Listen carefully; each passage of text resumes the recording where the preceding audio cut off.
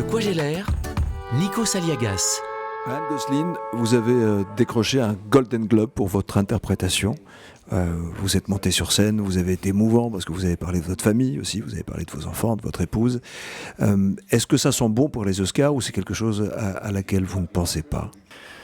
Je veux dire, toute cette réaction au film m'a vraiment surpris complètement. Je m'y attendais vraiment pas.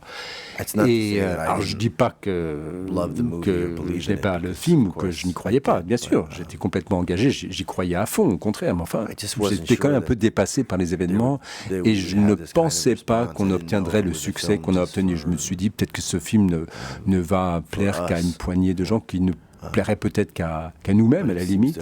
Et puis en fait non, il a trouvé son écho un petit peu partout dans le public et ça évidemment c'est très encourageant. C'est encourageant de voir qu'un assez large public est accueilli de la sorte notre film. J'étais pas convaincu de ça au départ. Donc effectivement, ça s'est concrétisé de manière tout à fait surprenante. En fait, tout ce qui s'est passé, enfin les prix, tout ça, c'est un peu la cerise sur le gâteau. Hein. J'étais en vacances avec des copines en Bretagne.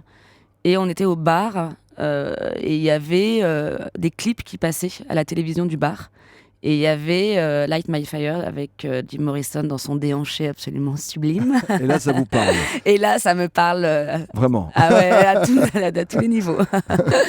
Et à partir de là, je nourris une passion vraiment folle pour le groupe, pour Jim Morrison. Et non seulement j'écoute tout, j'achète les cassettes, c'était des cassettes compulsif un peu. Ouais, un peu compulsif.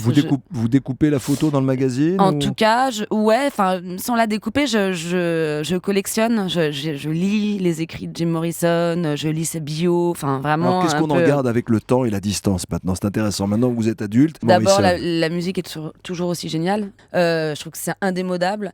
Ensuite, sur le romantisme de Jim Morrison, en fait, ça m'émeut toujours assez. Ouais. Alors, pas à la manière d'une ado, mais quand même, je trouve que c'est les chanteurs maudits quoi, qui sont morts à 27 ans. C'est la drogue, sex, drogue and rock'n'roll. Et puis, c'est des choses qui sont quand même toujours très, très fortes, je trouve, dans l'imaginaire collectif et individuel. Donc, moi, ça me parle encore beaucoup. Et donc, voilà, non, ça reste très actuel. Et puis, encore une fois, Jim Morrison, ça avait été un de mes premiers émois érotiques. Quoi. Et je le trouve toujours aussi canon. Voilà. Moi, mon premier objectif de 20 à 30 ans, c'était gagner du pognon.